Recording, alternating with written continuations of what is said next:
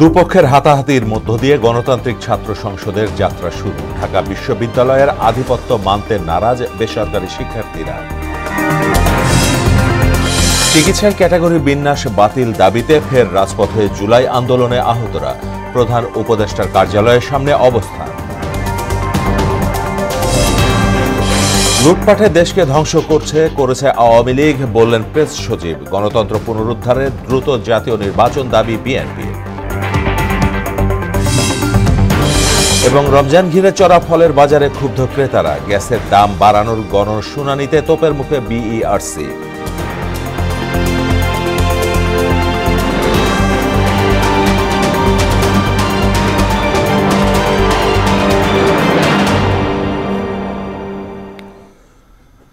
আসসালামু আলাইকুম, সবাইকে মোহনা সংবাদে স্বাগত। শুনছিলেন শিরোনাম, সঙ্গে আছি মাহমুদ হোসেন।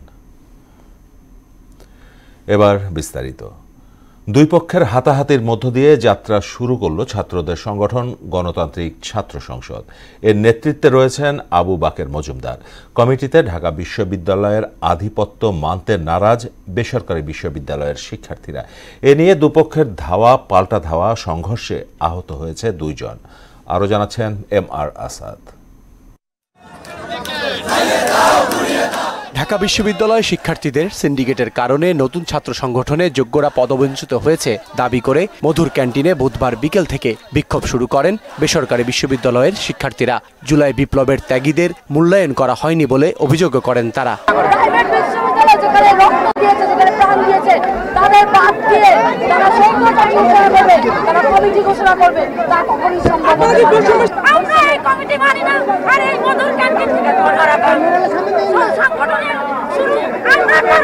শুধুমাত্র 5ই আগস্ট যেখানে সারা দেশ বিজয় উল্লাস করছিল, সে জায়গায় আমাদের উত্তরাতে 5ই আগস্ট দুপুর থেকে সন্ধ্যা পর্যন্ত 42 জন মারা গিয়েছে পুলিশের গুলিতে।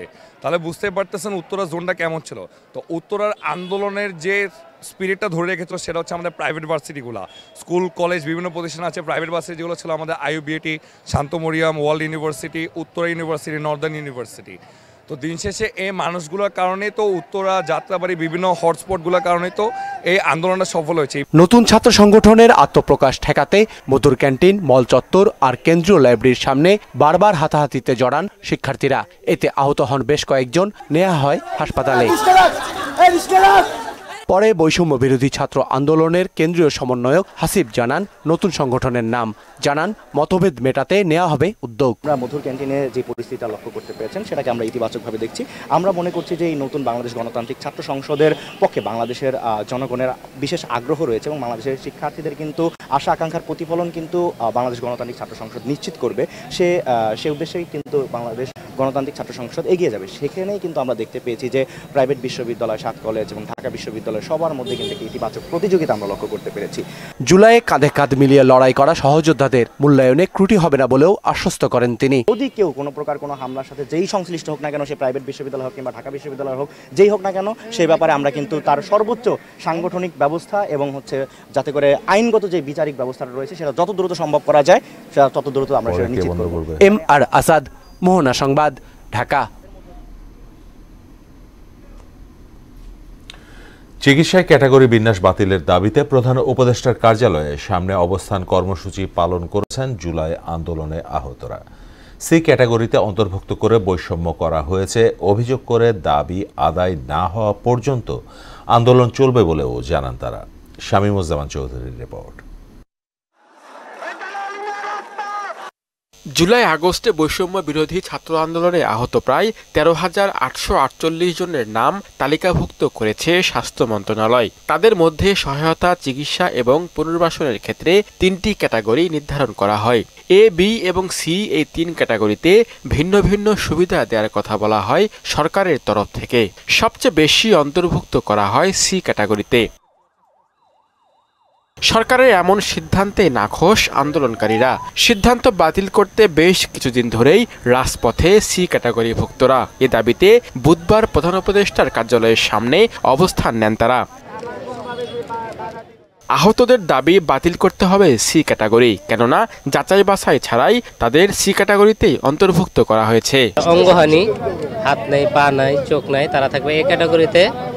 আর বি ক্যাটাগরিতে থাকবে যারা 6 মাস পর, 5 মাস পর, 6 বছর পর যারা সুস্থ হয়ে স্বাভাবিক জীবনে ফিরে আসবে তারা থাকবে বি ক্যাটাগরিতে। সরকার আমাদেরকে নিয়ে এত বৈষম্য সৃষ্টি করছে, এটা আমরা মানতে পারতেছি না। আমাদের সাথে এই যে সরকার এ বি সি ক্যাটাগরি করছে, সি ক্যাটাগরি যারা 60 বছর বয়স আছে, 50 বছরের বয়স আছে, তারা সি ক্যাটাগরিতে কি চাকরি পাবে? যত দ্রুত সম্ভব উপযুক্ত ক্ষতিপূরণ ও পর্যাপ্ত সহায়তার দাবি জানান তারা। আমরা যে দেশ গড়েছি বৈষম্য বিরোধীর জন্য, সে আমাদের ক্যাটাগরিতে বৈষম্য করা হয়েছে। আমরা এই বৈষম্য বিরোধী ক্যাটাগরি মানি না। আমরা যখন যুদ্ধে গেছিলাম আমরা কেউ কিন্তু ক্যাটাগরি বিবেচনা করে আমরা যুদ্ধে যাইনি। তো সরকার আমাদের রক্তের উপরে বসে আমাদের রক্তের সঙ্গে বেইমানি করতেছে। আমরা চাচ্ছি যে আমাদেরকে সম্মান চোখে দেখা হোক, আমাদেরকে সম্মান স্বীকৃতি প্রদান করা হোক। পরে আহতদের সঙ্গে দেখা করেন প্রধান উপদেষ্টার বিশেষ সহকারী আব্দুল হাফিজ। দাবির তালিকা মন্ত্রণালয়ে পৌঁছে দেওয়ার আশ্বাস দেন তিনি। এর আগে বিভিন্ন সময়ে জুলাই আন্দোলনে আহতরা স্বীকৃতি ও পুনর্বাসনের দাবিতে রাজধানীর শ্যামলী শাহবাগ উপদেষ্টার বাসভবন যমুনা অবরোধ করেছিলেন।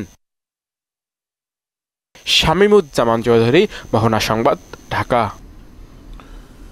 স্থানীয় নির্বাচন আগে করতে গেলে ডিসেম্বরে জাতীয় নির্বাচন অনুষ্ঠান সম্ভব নয় বলে জানিয়েছেন নির্বাচন কমিশনার আনারুল ইসলাম সরকার। মুন্সিগঞ্জে এক মতবিনিময় সভায় বুধবার একথা বলেন তিনি। তবে ডিসেম্বরকে সামনে রেখেই প্রস্তুতি চলছে বলেও জানান আনোয়ারুল ইসলাম। বলেন, ইতোমধ্যে ঘরে ঘরে গিয়ে ভোটারদের তথ্য সংগ্রহ করা হয়েছে। এখন পুরোদমে রেজিস্ট্রেশনের কাজ চলছে। দেশের মানুষ ভোট দিতে আগ্রহী বলেই উৎসাহ উদ্দীপনার সঙ্গে ভোটার হতে চাইছে। কিছু সংস্কার করে ডিসেম্বরে হবে, আর যদি বড় ধরনের সংস্কার করতে হয় সেটি আগামী বছর জুনের মধ্যে হবে। তা আমরা সেই ডিসেম্বরকে সামনে রেখেই আমাদের নির্বাচনের সমস্ত প্রস্তুতি গ্রহণ করছি। আওয়ামী লীগ বিদ্যুৎ খাত সহ উন্নয়ন প্রকল্পগুলোতে ডাকাতি করে দেশের অর্থনীতি ধ্বংস করে দিয়েছে বলে অভিযোগ করেছেন প্রধান উপদেষ্টার প্রেস সচিব শফিকুল আলম। গত 6 মাসে অর্থনীতি যেভাবে ঘুরে দাঁড়িয়েছে তাকে মিরাকল বলে উল্লেখ করেন তিনি। বুধবার রাজধানীর শেরেবাংলা নগরের এনইসি মিলনায়তনে ডিজেএফবি টক অনুষ্ঠানে প্রধান অতিথির বক্তব্যে এসব কথা বলেন প্রেস সচিব। SU সেলিমের প্রতিবেদন। Development journalist forum of Bangladesh DJFB talk নামের এই অনুষ্ঠানের আয়োজন করে। এতে প্রধান উপদেষ্টার প্রেস সচিব শফিকুল আলম দেশের অর্থনীতি ধ্বংসে আওয়ামী লীগের অনিয়ম দুর্নীতির চিত্র ও সেখান থেকে ঘুরে দাঁড়ানোর বিষয় তুলে ধরেন। পুরো যে কোনো প্রজেক্টে, যেটা আমরা ইন্ডিপেন্ডেন্ট প্যানেলিস্টরা যেটা দেখেছেন, যে আপনার 70% প্রত্যেকটা প্রজেক্টের কস্ট 70% বেশি। এই যে 70% যে বেশি, এটার মূল ইচ্ছা হচ্ছে যে আপনি কাউকে চুরির একটা বন্দোবস্ত করছেন। তো সেই জায়গা থেকে এই ইকোনমিকে 6 মাসের মধ্যে যেইখানে নিয়ে আসা হয়েছে, এটা আমি বলবো যে এটা একটা মিরাকল। নিত্যপণ্যের দামে লাগাম টানা সহ বেকারত্ব দূরীকরণে দীর্ঘমেয়াদী পরিকল্পনা নেওয়া হয়েছে জানিয়ে দেশি বিদেশি বিনিয়োগ আকর্ষণে সরকারের উদ্যোগের কথা তুলে ধরেন প্রেস সচিব। আমরা দেখছি যে জিনিসপত্রের দাম ভালো মতো ডিক্লাইন করছে, এটা হলো জনগণের স্বস্তির বিষয়। আর ইনফ্লেশন ঠিক থাকলে হয় কি, আপনার এক্সচেঞ্জ রেটটাও ঠিক থাকে। আর এক্সচেঞ্জ রেট ঠিক থাকলে দেখবেন এটার ডেভেলপমেন্ট বাজেট বলেন সব জায়গায় এটার একটা পজিটিভ ইম্প্যাক্ট হয় এই যে ইনভেস্টরদের সবার ক্ষেত্রে। দেশে অনিয়ম দুর্নীতি বন্ধে সব সেক্টর ডিজিটালাইজড করা হচ্ছে জানিয়ে আইনশৃঙ্খলা পরিস্থিতি স্বাভাবিক করে মানুষের নিরাপত্তা নিশ্চিতে সরকার কাজ করছে বলেও জানান তিনি। কম্বাইন্ড পেট্রোল হচ্ছে এবং আমরা আশা করছি খুব দ্রুত এই আইনশৃঙ্খলা পরিস্থিতি ভালো হবে। SU সেলিম, মোহনা সংবাদ, ঢাকা। মানুষের বাক স্বাধীনতা হরণের মাধ্যমে আওয়ামী লীগ দেশের গণতন্ত্রকে ধ্বংস করেছে বলে অভিযোগ করেছেন বিএনপির সিনিয়র যুগ্ম মহাসচিব রুহুল কবির রিজভী। হারানো গণতন্ত্র পুনরুদ্ধারে সবাইকে ঐক্যবদ্ধ হওয়ার আহ্বানও জানান তিনি। এ সময় জনগণের অধিকার প্রতিষ্ঠায় দ্রুত জাতীয় নির্বাচন আয়োজনের দাবি জানান দলের কেন্দ্রীয় নেতারা। তানজিদ ভুইয়ার প্রতিবেদন। 2018 সালের 4 ফেব্রুয়ারি রাজধানীর একটি অভিজাত হোটেলে বিএনপির বর্ধিত সভা ডেকেছিলেন বিএনপি চেয়ারপারসন বেগম খালেদা জিয়া। এর 4 দিন পর 8 ফেব্রুয়ারি তিনি জিয়া অরফানেজ ট্রাস্ট দুর্নীতি মামলায় সাজা নিয়ে কারাগারে যান। ফলে দীর্ঘ বিরতির পর অনুষ্ঠিত হতে যাচ্ছে বিএনপির বর্ধিত সভা। একে ঘিরে সারা দেশের নেতাকর্মীদের মাঝে উৎসাহ উদ্দীপনা বিরাজ করছে। জাতীয় সংসদ ভবনের পার্লামেন্ট মেম্বার্স ক্লাবের এলডি হলের মাঠে অনুষ্ঠিত হবে এ সভা। অংশ নেবেন প্রায় 4000 নেতাকর্মী। এতে ভার্চুয়ালি যোগ দেবেন দলের ভারপ্রাপ্ত চেয়ারম্যান তারেক রহমান। বুধবার নেতাকর্মীদের নিয়ে অনুষ্ঠানস্থল পরিদর্শন করেন দলের সিনিয়র যুগ্ম মহাসচিব রুহুল কবির রিজভী। এ সময় 17 বছর ধরে মানুষ গণতান্ত্রিক অধিকার থেকে বঞ্চিত উল্লেখ করে দ্রুত নির্বাচন দিয়ে জনগণের অধিকার ফিরিয়ে দেওয়ার দাবি জানান দলের নেতারা। এই গণতন্ত্রকে প্রাতিষ্ঠানিক রূপ দেওয়ার ক্ষেত্রে দেশনায়ক তারেক রহমানের নেতৃত্বে বাংলাদেশ জাতীয়তাবাদী দল অগ্রণী ভূমিকা পালন করবে। আমাদের মধ্যে একটা কনফিডেন্স তৈরি হয়েছে যে বিএনপিকে কেউ ধ্বংস করতে পারবে না, চাইলেই বিএনপিকে কেউ ক্ষতি করতে পারবে না। আমরা হাসিনার বিচারটাকে প্রাধান্য দিচ্ছি। যত তাড়াতাড়ি শেখ হাসিনা ফ্যাসিস্টের বিচার হবে তত তাড়াতাড়ি গণতন্ত্রের ভিত আরো শক্তিশালী হবে। বিএনপি একটি গণতান্ত্রিক রাজনৈতিক দল জানিয়ে পতিত আওয়ামী লীগ গণতন্ত্রকে লাশ বানিয়েছে বলে অভিযোগ করেন দলের সিনিয়র যুগ্ম মহাসচিব রুহুল কবির রিজভী। গণতন্ত্র হত্যা ছাড়া, গণতন্ত্রকে লাশ বানানো ছাড়া আর কিছুই করেনি।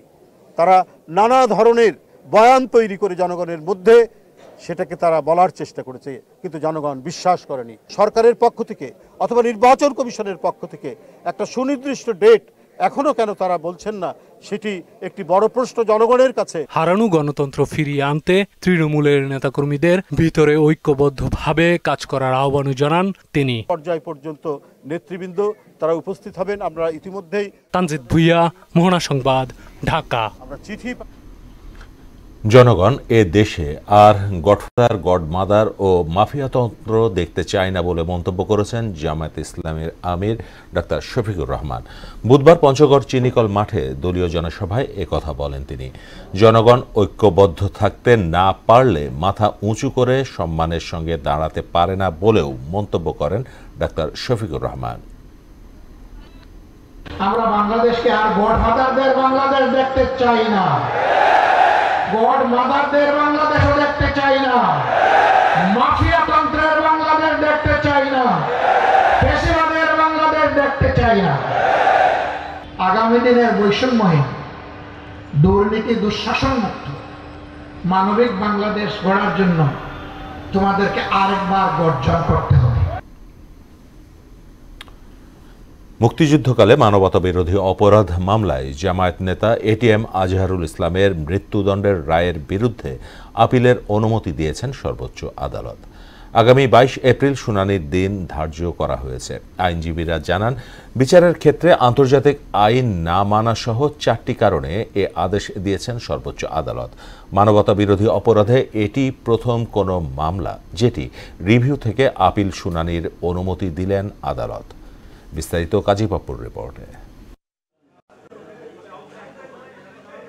মুক্তিযুদ্ধের সময় রংপুর অঞ্চলে মানবতা বিরোধী অপরাধের দায়ে 2014 সালের 30 ডিসেম্বর এটিএম আজহারুল ইসলামকে মৃত্যুদণ্ড দেন আন্তর্জাতিক অপরাধ ট্রাইব্যুনাল। এর বিরুদ্ধে আপিল করেন জামায়াতের এই নেতা। 2019 সালের 23 অক্টোবর মৃত্যুদণ্ডের রায় বহাল রাখেন আপিল বিভাগ। পরে এই রায় পুনর্বিবেচনা চেয়ে আবেদন করেন আজহার। দুদিন শুনানির পর বুধবার তাকে আপিলের অনুমতি দেন প্রধান বিচারপতি সৈয়দ রেফাত আহমেদের নেতৃত্বে 5 সদস্যের বেঞ্চ।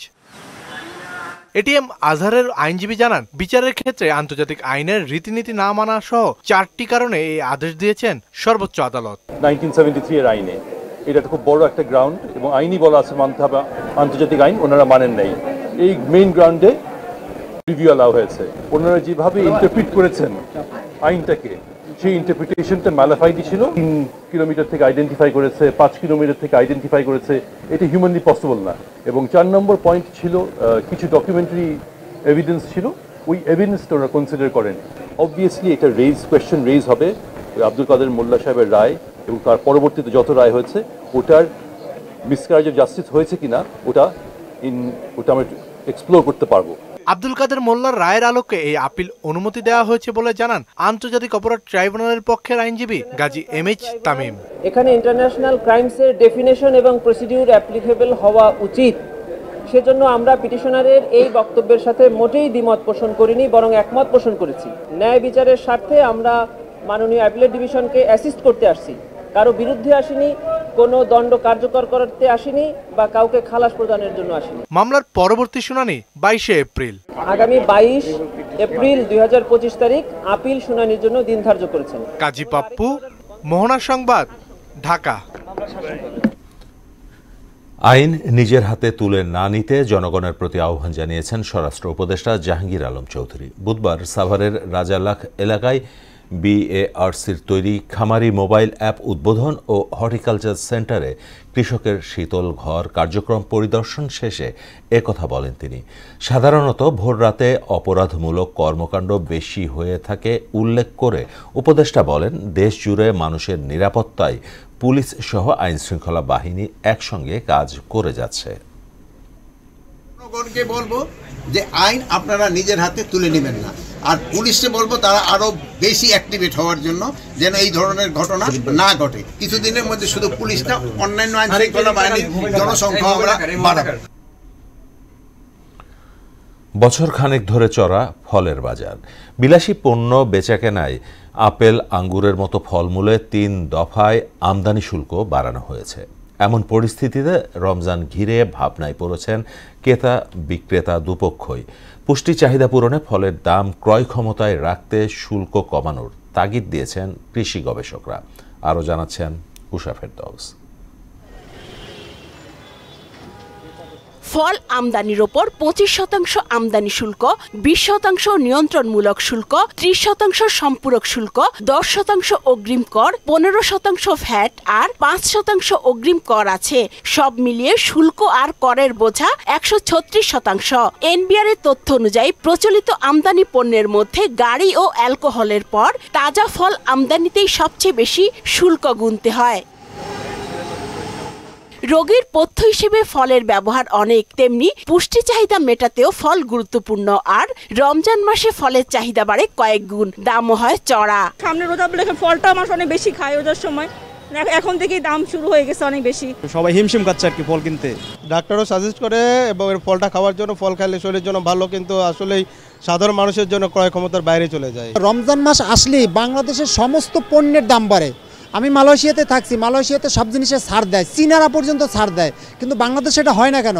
এরা পুঁজিবাদী ব্যবসা করে। এনবিআর এর হিসেবে 2023-24 অর্থ বছরে আপেল আমদানি আগের অর্থ বছরের তুলনায় 51%, মাল্টা 70%, আঙ্গুর 29% কমেছে। প্রতি ক্যারেট পিছে 500-600 টাকা বাড়তি। বিদেশি ফলগুলো আছে না, এগুলোর দাম অতিরিক্ত। দাম বৃদ্ধির কারণে কাস্টমার যার 2 কেজি লাগে সে 1 কেজি নেয়, যার 1 কেজি লাগে সে হাফ কেজি নেয়। রোদ আসলেই কেজি প্রতি 50-100 টাকা বেড়ে যায়। আমদানি করা এসব ফলের মধ্যে ড্রাগন, স্ট্রবেরি, ডালিম সহ 10 থেকে 12 ধরনের ফল বাংলাদেশে চাষ হচ্ছে। বাকি কোন ফল উৎপাদন না হওয়ায় এসব ফলের প্রায় সবটাই আমদানি নির্ভর। তাই এসব ফল সহজলভ্য করতে শুল্ক কমানোর বিকল্প নেই। রোগ প্রতিরোধ ক্ষমতার জন্য এই ফলগুলো খাওয়া উচিত। যদি শুল্ক করটা বাড়ানো হয় তাহলে এটার অ্যাভেলেবিলিটি কমে যাবে। মানুষ, সাধারণ জনগণ যারা, তাদের ক্রয় ক্ষমতার বাইরে চলে যায়। ভোক্তাদের এখানে আসলে ডাইরেক্ট অংশগ্রহণের কোনো সুযোগ নাই। সেক্ষেত্রে অ্যাসোসিয়েশন এবং যে সরকারি যারা এর সাথে যুক্ত, তাদের যৌথভাবে একটা ফর্মুলা বের করে মানুষের কিভাবে ক্রয় ক্ষমতার মধ্যে আনা যায় এই দিকে লক্ষ্য রাখা উচিত। প্রতি বছর বিভিন্ন দেশ থেকে গড়ে 7 লাখ টন ফল আমদানি হয়ে থাকে। তার মধ্যে প্রায় 80% হচ্ছে আপেল ও মাল্টা। বিদেশি ফলের বাজারের আকার প্রায় 10,000 কোটি টাকা বলে জানায় আমদানিকারকরা। উষা ফেরদৌস, মোহনা সংবাদ, ঢাকা। শিল্প ও ক্যাপটিভ শ্রেণীতে গ্যাসের দাম বাড়ানোর শুনানিতে অংশীজনদের তোপের মুখে পড়ে Bangladesh energy regulatory commission BERC বুধবার রাজধানীর বিয়াম অডিটোরিয়ামে গ্যাসের মূল্য বৃদ্ধির প্রস্তাবের ওপর গণশুনানি শুরু হয়। এক পর্যায়ে এ কার্যক্রমকে গণবিরোধী আখ্যা দিয়ে হট্টগোল করেন অংশীজনরা। আগামী রবিবারের মধ্যে গ্যাসের দাম বাড়ানোর প্রস্তাব বাতিল না হলে আন্দোলনে যাওয়ার ঘোষণা দেন তারা। সম্প্রতি শিল্প খাতে গ্যাসের দাম বাড়ানোর প্রস্তাব দেয় তেল, গ্যাস ও খনিজ সম্পদ কর্পোরেশন সহ দেশের 6টি গ্যাস বিতরণ কোম্পানি। তাঁত শিল্পকে দুর্বৃত্ত পুঁজিবাদদের রাহুমুক্ত করতে প্রয়োজনীয় সংস্কার করার কথা জানিয়েছেন বাণিজ্য, বস্ত্র ও পাট উপদেষ্টা বশির উদ্দিন। বুধবার রাজধানীর মণিপুরি পাড়ায় তাঁত উপকরণ সহজলভ্যে করণীয় বিষয়ক কর্মশালায় তিনি একথা বলেন। এতে তাঁত শিল্পের অবনমনের বিভিন্ন কারণ তুলে ধরে সমস্যা উত্তরণে সরকারকে কার্যকর ব্যবস্থা নেয়ার আহ্বান জানান খাত সংশ্লিষ্টরা। মনিরুল ইসলামের প্রতিবেদন। দেশে হস্তচালিত তাঁত ক্রমাগতভাবে কমছে। এ পেশায় আয় কম, তার উপর বস্ত্রকলের আধিপত্য, আছে মূলধনেরও অভাব। সব মিলিয়ে দারুণভাবে ভোগাচ্ছে খাতটিকে। তাঁত শুমারির পরিসংখ্যান বলছে বর্তমানে তাঁত ইউনিট 1,16,000, অথচ 2003 সালেও ছিল 1,83,000 আর 1990 সালে ছিল 2,12,000। একই সঙ্গে কমেছে তাঁত ইউনিটের জনবলের সংখ্যাও। বর্তমানে তাঁত ইউনিটে মাত্র 3,16,315 জন কর্মরত রয়েছেন, অথচ 2003 সালে সংখ্যা ছিল 8,88,115 জন। এমন পরিস্থিতিতে শিল্পটির বিকাশে নানান উদ্যোগ নেয় অন্তর্বর্তী সরকার, যার অংশ হিসেবে অংশীজনদের নিয়ে কর্মশালার আয়োজন করে বাংলাদেশ তাঁত বোর্ড। এতে নানান সীমাবদ্ধতার কথা তুলে ধরেন তাঁত সংশ্লিষ্টরা। বলেন 100 টাকার পণ্যে 160 টাকা ভ্যাট দিতে হয়, এমন প্রথা রেখে কখনোই এ শিল্পের প্রগতি সম্ভব নয়। আমি 100 টাকার মাল আনলে আমার 160 টাকার দাম ধরে ভ্যাট দিতে হয়। যেটুকু আমার মুক্ত আছে সেই মুক্তটা থাকে না। শুধু পুঁজির কারণে এই আমাদের কোথাও গিয়ে দ্বারস্থ হতে হয় মহাজনের কাছে বা নারায়ণগঞ্জে যেখানে। পদ্ধতির দোষ নেই, সংস্কার ও নিষ্প্রয়োজন, এমন মন্তব্য করে প্রয়োগে ন্যায্যতা এবং বন্ড লাইসেন্সধারীদের দৌরাত্ম্য কমানোর দাবি জানান তারা। পদ্ধতি পরিবর্তন করে কোনো লাভ হবে না, প্রয়োগটা যাতে সৎ এবং ন্যায্যতার ভিত্তিতে হয় সেটা আমাদের দেখতে হবে। প্রকৃত তারাই যদি পায় তাহলে এই ক্ষেত্রে আমাদের উদ্দেশ্যটা সফল হবে। বস্ত্র ও পাট উপদেষ্টাও স্বীকার করেন এই শিল্পে রয়েছে দুর্বৃত্ত পুঁজিবাদের আগ্রাসন, যার কারণে সরকারের শুল্ক ছাড়ের সুফলও মিলছে না। সরকার উপকরণ মূল্য কমানোর জন্য কিছু শুল্ক সুবিধা দিয়ে আমদানির ব্যবস্থা করেছে, কিন্তু দুঃখজনকভাবে এখানে দুর্বৃত্তায়ন হয়েছে। এই দুর্বৃত্তায়নটা ধনীকে ধনী করেছে, গরিবকে আরো গরিব করেছে। সরকার এই ক্ষেত্রে কত টাকা রাজস্ব পেয়েছে, রাজস্ব দেওয়ার কথা বলে, এবং যারা তাঁতি, যাদের উপকারের উদ্দেশ্যে সরকার এই নীতি প্রণয়ন করেছে, তারা কতটুকু উপকার পেয়েছে, আসলে দুইজনেই কেউই পায় নাই, না সরকার পেয়েছে না তাঁতি পেয়েছে। মাঝখানে কিছু লোক দুর্বৃত্ত পুঁজি তৈরি করেছে। অংশীজনদের সঙ্গে আলোচনা করে তাঁতিদের স্বার্থ রক্ষায় দ্রুত প্রয়োজনীয় সংস্কারের ঘোষণা দেন তিনি। এখান থেকে যদি সুনির্দিষ্ট কোনো পরামর্শ আসে, আমি আপনাদেরকে নিশ্চয়তা দিচ্ছি তাঁতিদের উপকার অর্থে প্রয়োজনীয় সংস্কার ইনশাল্লাহ আমরা অতি দ্রুত করে দেব। মনিরুল ইসলাম, মোহনা সংবাদ, ঢাকা। ত্যাগী নেতারা দলের শক্তি মন্তব্য করে নতুনদের ভিড়ে তারা হারিয়ে যাবে না বলে আশ্বস্ত করেছেন বিএনপির ক্রীড়া বিষয়ক সম্পাদক আমিনুল হক। দল ও নেতৃত্বের প্রতি অনুগত থাকতে ত্যাগীদের প্রতি আহ্বানও জানান তিনি। বুধবার রাজধানীর পল্লবীতে দলের সদস্য নবায়ন কার্যক্রম উদ্বোধন অনুষ্ঠানে এসব কথা বলেন আমিনুল হক। আরও জানাচ্ছেন ওমায়ন কবির। ঢাকা মহানগর উত্তর বিএনপির সদস্য নবায়ন কার্যক্রমের উদ্বোধনী অনুষ্ঠানে অংশ নেন 26টি থানা ও 71টি ওয়ার্ডের নেতাকর্মীরা। এতে প্রধান অতিথি হয়ে কার্যক্রমের উদ্বোধন করেন দলের ক্রীড়া বিষয়ক সম্পাদক আমিনুল হক। যারা আগে সদস্য হয়েছেন কেবল তারাই নবায়ন করতে পারবেন বলে জানান তিনি। বলেন নতুনদের ভিড়ে ত্যাগী নেতারা হারিয়ে যাবে না। আপনারা দলের সত্যিকারের কর্মী, আপনাদের দায়িত্ব হচ্ছে দলের প্রতি সর্বোচ্চ আনুগত্য প্রকাশ করা এবং দলের নেতৃত্বের প্রতি আনুগত্য সর্বোচ্চভাবে প্রকাশ করা। এই দুটি জিনিস যদি আপনার ভিতরে থাকে, আপনি কখনো দল থেকে লাইনচ্যুত হবেন না। আগে যারা আমাদের বিএনপির এই সদস্য ফিল আপ করে সদস্য হয়েছে, প্রাথমিক সদস্য, সেই সদস্য যাদের ছিল ঠিক তারাই আবার এই সদস্য ফর্ম নবায়ন করবেন। নতুন কোনো সদস্য নেওয়া যাবে না। আওয়ামী লীগকে ষড়যন্ত্রকারী দল আখ্যা দিয়ে কোনো চক্রান্তকারী স্থান বিএনপিতে হবে না বলে জানান তিনি। আওয়ামী লীগ তো বিভিন্ন আলাদা কালাতে লুকায় থাকে, তারা আপনাদের সাথে মেশার চেষ্টা করছে, আপনাদের ভাই হিসেবে, বন্ধু হিসেবে আপনাদের সাথে মেশার চেষ্টা করছে। আওয়ামী লীগ কখনো এদেশের মানুষের বন্ধু হতে পারে না, এদেশের মানুষের ভাই হতে পারে না, কারণ তারা ষড়যন্ত্রকারী, এবং বিএনপিতে কোনো ষড়যন্ত্রকারীর কোনো স্থান নাই। সব ষড়যন্ত্র মোকাবিলা করে তারেক রহমানের নেতৃত্বে একটি সুন্দর বাংলাদেশ গড়ে তোলার প্রত্যয় জানান বিএনপি নেতা আমিনুল হক। বিশৃঙ্খলাকারী থাকে তাদেরকে আমরা আইনের হাতে তুলে দেব, আমরা আইন হাতে তুলে নেব না। হুমায়ুন কবির, মোহনা সংবাদ, ঢাকা। এবারে দেশের বাইরের খবর। ফিলিস্তিনের স্বাধীনতাকামী সংগঠন হামাস 4 ইসরায়েলি জিম্মির মরদেহ হস্তান্তর করবে বলে নিশ্চিত করেছে ইসরায়েল। বিনিময়ে গত সপ্তাহে স্থগিত করা 620 বন্দীকে মুক্তি দেবে দেশটি। অন্যদিকে বন্দী বিনিময়ের দ্বিতীয় পর্যায় শুরুর জন্য 4টি শর্ত দিয়েছে ইসরায়েল। এটি পূরণ না হলে দ্বিতীয় পর্যায়ের বন্দী বিনিময় অনিশ্চিত হয়ে পড়বে বলে জানিয়েছে ইসরায়েলি কর্তৃপক্ষ। বিস্তারিত কাজী শাহরিনের ডেস্ক রিপোর্টে। ইসরায়েলি জিম্মিদের অপপ্রচারে ব্যবহার ও নিন্দনীয়ভাবে উপস্থাপন করেছে হামাস। এমন অভিযোগে শনিবার 620 ফিলিস্তিনির মুক্তি স্থগিত করে দেশটি। একে যুদ্ধবিরতি চুক্তির লঙ্ঘন বলে অভিযোগ করে হামাস। এর ফলে যুদ্ধবিরতি চুক্তি বাতিলের আশঙ্কা দেখা দেয়। অবশেষে মধ্যস্থতাকারীদের মাধ্যমে আবারও বন্দি বিনিময়ে সম্মত হয় হামাস ও ইসরায়েল। ইসরায়েলি 4 জন জিম্মির মরদেহ ফেরত দেওয়ার শর্তে স্থগিত করা বন্দীদের মুক্তি দেয়া হবে বলে নিশ্চিত করেছে ইসরায়েল। 4 মরদেহের একটি মরদেহ বৃহস্পতিবারই হস্তান্তরের কথা জানিয়েছে হামাস। এদিকে 1 মার্চ থেকে যুদ্ধবিরতির দ্বিতীয় পর্ব শুরুর কথা থাকলেও এর আগে নতুন শর্ত জুড়ে দিয়েছে ইসরায়েল। আরোপিত 4 শর্ত পূরণ না হলে বন্দি বিনিময় চুক্তিটি অনিশ্চয়তায় পড়বে বলে হুঁশিয়ারি দিয়েছেন ইসরায়েলের যুদ্ধকালীন মন্ত্রিসভার সদস্য এলি কোহেন।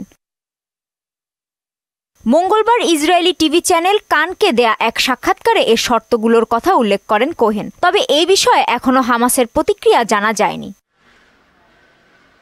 কাজী শাহরিন, মোহনা সংবাদ। গোল্ড কার্ডের বিনিময়ে মিলবে যুক্তরাষ্ট্রের নাগরিকত্ব। তবে এই কার্ড কিনতে গুনতে হবে $50 লাখ। এমনই এক ঘোষণা দিয়েছেন মার্কিন প্রেসিডেন্ট ডোনাল্ড ট্রাম্প। এরই মধ্যে অবৈধ অভিবাসীদের জরিমানা ও কারাদণ্ড দেওয়ার নির্দেশনা জারি করেছে মার্কিন হোমল্যান্ড সিকিউরিটি বিভাগ। এদিকে ভারতের 4টি প্রতিষ্ঠানের ওপর নিষেধাজ্ঞা আরোপ করেছে ট্রাম্প প্রশাসন। কাজী শাহরিনের আরেকটি ডেস্ক রিপোর্ট। যুক্তরাষ্ট্রে বিদেশি বিনিয়োগকারীদের স্থায়ীভাবে বসবাসের অনুমতি দেওয়ার নতুন এক পরিকল্পনা ঘোষণা করেছেন মার্কিন প্রেসিডেন্ট ডোনাল্ড ট্রাম্প। বিদ্যমান EB-5 ভিসার পরিবর্তে গোল্ড কার্ড ক্রয়ের মাধ্যমে মার্কিন নাগরিকত্বের সুযোগ নিতে পারেন তারা। তবে এই কার্ড ক্রয় করতে গুনতে হবে $50 লাখ, যা বাংলাদেশি মুদ্রায় প্রায় 60 কোটি টাকা। ট্রাম্প বলেন, গোল্ড কার্ড ব্যবস্থার আওতায় যুক্তরাষ্ট্রের স্থায়ী অধিবাসী হতে বিদেশি বিনিয়োগকারীদের বিপুল পরিমাণ অর্থ খরচ করতে হবে। পরিকল্পনা সম্পর্কে বিস্তারিত তথ্য প্রকাশ করা হবে 2 সপ্তাহের মধ্যে। এরই মধ্যে যুক্তরাষ্ট্রে বসবাসরত অবৈধ অভিবাসী যারা কেন্দ্রীয় সরকারে নিবন্ধিত হননি তাদের জরিমানা ও কারাদণ্ড দেওয়ার নির্দেশ দিয়েছে হোমল্যান্ড সিকিউরিটি বিভাগ। মঙ্গলবার এ সংক্রান্ত এক নির্দেশনা জারি করা হয়। সংস্থার এক মুখপাত্র জানান, মার্কিন নাগরিকদের সুরক্ষা নিশ্চিতে অবৈধ অভিবাসীদের তাড়াতে সব আইন প্রয়োগ করবে ট্রাম্প প্রশাসন। এদিকে ভারতের 4টি প্রতিষ্ঠানের ওপর নিষেধাজ্ঞা দিয়েছে ট্রাম্প প্রশাসন। এসব প্রতিষ্ঠান ইরানের পেট্রোলজাত পণ্য বিক্রি ও পরিবহনের সঙ্গে যুক্ত থাকার অভিযোগ রয়েছে। অন্যদিকে ট্রাম্পের কর হ্রাস ও সীমান্ত নিরাপত্তা সংক্রান্ত প্রস্তাব 217টি ভোটে অনুমোদন করেছে রিপাবলিকান নিয়ন্ত্রিত প্রতিনিধি পরিষদ। পরিকল্পনায় ট্রাম্পের প্রথম মেয়াদে গৃহীত কর ছাড় নীতি মেয়াদ উত্তীর্ণ হবার আগেই পুনর্বহাল করা হবে। কাজী শাহরিন, মোহনা সংবাদ। চ্যাম্পিয়ন্স ট্রফির খবর। চ্যাম্পিয়ন্স ট্রফিতে নিজেদের সবশেষ ম্যাচে আজ পাকিস্তানের বিপক্ষে মাঠে নামছে বাংলাদেশ। রাওয়ালপিন্ডিতে বিকেল 3টায় শুরু হবে খেলা। সেমিফাইনালের আশা না থাকায় 2 দলের জন্যই এটি নিয়ম রক্ষার ম্যাচ। কেবল সান্ত্বনা পয়েন্টের জন্যই খেলবে 2 দেশ। বাকিটা জানাচ্ছেন মুদাসসির আলী। আমরা ওইভাবে মেহনত করতেছি, ওই আমাদের অনেস্টির সাথে আমরা কাজ করছি এবং প্রত্যেকটা প্লেয়ার বিশ্বাস করি যে আমরা ওই আমাদের যে লক্ষ্যে পৌঁছাতে পারবো। চ্যাম্পিয়ন্স ট্রফির উদ্দেশ্যে দেশ ছাড়ার আগে লক্ষ্যের কথা জানিয়েছিলেন অধিনায়ক শান্ত। কিন্তু টুর্নামেন্ট সেরা তো দূরের কথা, গ্রুপ পর্ব থেকেই বিদায় বাংলাদেশ, তাও 1 ম্যাচ বাকি থাকতে। আর নিউজিল্যান্ডের কাছে হারের পর স্বীকার করলেন আইসিসি ইভেন্টে দলের ছন্দহীনতার কথা। কিন্তু চ্যাম্পিয়ন্স ট্রফির গত আসরে তো সেমিফাইনাল পর্যন্ত গেছে বাংলাদেশ। এবার কি হলো সে বিষয়ে পর্যালোচনা হতে পারে, তবে তার আগে প্রত্যাশা শেষ ম্যাচটায় ভালো কিছু হোক, শূন্য হাত না অন্তত 2 পয়েন্ট ঝুলিতে থাক, যেখানে টাইগারদের প্রতিপক্ষ স্বাগতিক পাকিস্তান। এদিকে পাকিস্তানের অবস্থাও বাংলাদেশের মতোই, প্রথম 2 ম্যাচ হেরে গতবারের চ্যাম্পিয়নরাও টুর্নামেন্ট থেকে ছিটকে গেছে। সম্মানটা বাঁচাতে তাদেরও লক্ষ্য এই 2 পয়েন্ট, তা না হলে নিজেদের মাটিতে চরম হতাশায় পড়তে হবে রিজওয়ান বাহিনীকে। ওয়ানডে হেড টু হেড পরিসংখ্যানে বাংলাদেশের চেয়ে অবশ্য অনেক এগিয়ে পাকিস্তান। 39 বারের মুখোমুখিতে 34 জয় তাদের, যেখানে বাংলাদেশ দল জিতেছে মাত্র 5 বার। 2023 সালের ওয়ানডে বিশ্বকাপে টাইগারদের 7 উইকেটে হারায় পাকিস্তান। তবে গত বছর টেস্ট সিরিজে রাওয়ালপিন্ডির মাঠে বাংলাদেশের কাছে হোয়াইট ওয়াশ হয়েছিল পাকিস্তান। চ্যাম্পিয়ন্স ট্রফির চলতি আসরে রান রেটে এগিয়ে কিন্তু বাংলাদেশ, তাই গ্রুপ এর পয়েন্ট টেবিলে পাকিস্তান তলানিতে। ফলে বাংলাদেশকে খুব সহজে পাকিস্তান হারিয়ে ফেলতে পারবে সেটিও বলা যায় না। এদিকে রাওয়ালপিন্ডির মাঠে বৃষ্টিতে ম্যাচ পরিত্যক্ত হলে 2 দলই পাবে 1টি করে পয়েন্ট। মুদাসসির আলী, মোহনা সংবাদ। শেষ করব মোহনা সংবাদ যাবার আগে শিরোনামগুলো আরো একবার।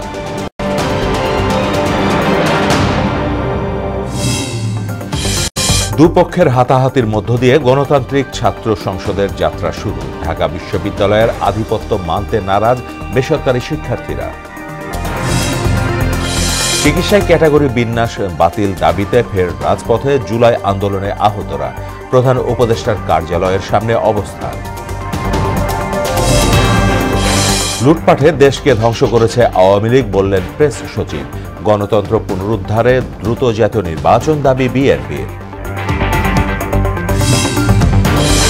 এবং রমজান ঘিরে চড়া ফলের বাজারে ক্ষুব্ধ ক্রেতারা। গ্যাসের দাম বাড়ানোর গণশুনানিতে তোপের মুখে বিইআরসি।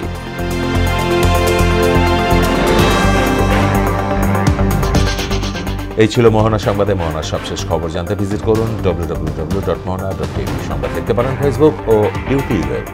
এতক্ষণ সঙ্গে থাকার জন্য সবাইকে ধন্যবাদ।